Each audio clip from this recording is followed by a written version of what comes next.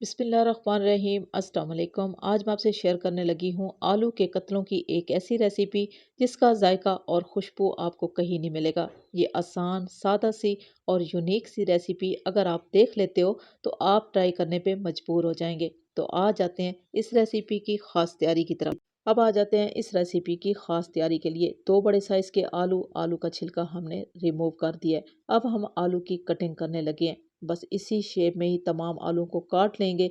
इन कतरों को बहुत ज़्यादा बारीक नहीं काटना, थोड़ा मोटा काटना है। इससे क्या होगा कि जो हम करीमी मसाला तैयार करेंगे वो आलू में अच्छे से जज़्ब हो जाएगा और आलूओं का जो टेस्ट है वो बढ़ जाएगा।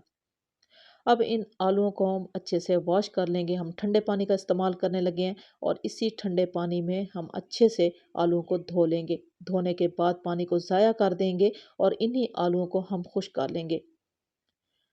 इसी के साथ ही हम कुछ खुश्क मसालों का इस्तेमाल करेंगे। तमाम खुश्क मसालों का इस्तेमाल बहुत ही कम मकदार में करना है। आधा चम्मच जो है हमने हल्दी पाउडर लिया है और इसी के साथ ही आधा चम्मच जो है हमने पिसा हुआ सूखा धनिया लिया है। साथ में ही 2 से 3 चम्मच हम सिरके का इस्तेमाल करने लगे हैं और इसी के साथ ही आधा चम्मच हम कसूरी मेथी का इस्तेमाल करेंगे। आलू की कोई भी रेसिपी हो कसूरी मेथी के बगैर नामुकम्मल होती है। तो अब हम इसमें मज़ीद आधा चम्मच लाल मिर्चों का पाउडर इस्तेमाल करेंगे और इसके अलावा और हम किसी किस्म का कोई भी मसाला इस्तेमाल नहीं करेंगे और ना ही नमक का इस्तेमाल करेंगे। अभी इसी खुश्क मसाले में आलू को अच्छे से कोट कर देंगे और इसी मसाले में ही 5 मिनट के लिए आलू को रख देंगे। अब आ जाते हैं इस रेसिपी की मज़ीद तैयारी की तरफ। तो इसके लिए हमने एक कढ़ाई ली है और इसमें हम शामिल करने लगे हैं बहुत ही कम मिकदार में घी। कुकिंग ऑयल का इस्तेमाल भी कर सकते हैं। घी जो ही गर्म हुआ है तो हम इसमें क्रीम का इस्तेमाल करने लगे हैं। आप किसी भी अच्छी ब्रांड की क्रीम ले सकते हैं। इससे इस रेसिपी की जो टेस्ट है वो बहुत ज़्यादा बढ़ जाएगा। अब इस क्रीम को स्लो आंच पे इसी घी में फ्राई कर लेंगे। हल्का सा फ्राई करेंगे तो इसमें हम सबसे पहले काली मिर्चों का इस्तेमाल करेंगे। 1 चम्मच हमने कुटी हुई काली मिर्चें ली हैं, वो हम शामिल करने लगे हैं और साथ में ही ज़रूरत के हिसाब से नमक का इस्तेमाल करेंगे। इसी के साथ ही आधा चम्मच लहसुन पाउडर और आधा चम्मच अदरक पाउडर। अब इन तमाम खुश्क मसालों को इसी करीब में ही हल्का सा फ्राई करेंगे। ज़्यादा फ्राई नहीं करना, बस हल्का सा ही फ्राई करना है। अब एक बड़ा चम्मच भर के हम दही का इस्तेमाल करेंगे ताकि ये तमाम खुश्क मसाले जो हैं करीम के साथ ही बैलेंस में आ जाएं। आप देखिएगा कि दही शामिल करने के साथ ही एक ज़बरदस्त सा मसाला तैयार हो जाएगा। बहुत ही अच्छी खुशबू के साथ ये मसाला जो है तैयार हो चुका है। तो अब हम इसमें शामिल कर देंगे वो आलू जो कि हमने खुश्क मसाले शामिल करके कुछ देर के लिए रख दिए थे, वो हम इसमें शामिल करने लगे हैं। अब इन आलूओं को अच्छे से इसी मसाले में मिक्स कर देंगे और इसके बाद हम ढक्कन लगाएंगे। दरमियानी आंच पे इन आलूओं को पकने देंगे ताकि इनका जो मसाला है वो खुश्क हो जाए और आलू जो हैं वो सॉफ्ट हो जाएं।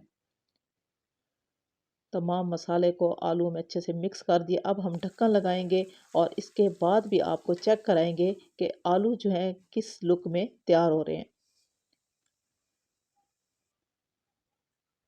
थोड़ी देर के लिए आपको चेक कराने लगे हैं तो आप इनकी लुक देख लीजिएगा। तो इसी शेप के साथ ही मज़ीद हम इनको पकाएंगे ताकि तमाम मसाला जो है वो बिल्कुल रोस्ट हो जाए और रोगन ऊपर आ जाए। इंतहाई अच्छी खुशबू के साथ ये यूनिक सी रेसिपी दम वाली आंच पे तैयार हो रही है। दोबारा से हम ढक्कन लगाने लगे हैं और मसाला खुश्क होने तक इन आलूओं को रोस्ट होने देंगे। आप आलू की लुक देख सकते हो, रोगन मुकम्मल तौर पे ऊपर आ चुका है और जितना भी मसाला था वो सारा रोस्ट हो चुका है और आलूओं में शामिल हो चुका है। अब ये रेसिपी मुकम्मल तौर पे तैयार हो चुकी है और आलू जो हैं आपको चेक भी करा देते हैं कि ये किस हद तक सॉफ्ट हो चुके हैं।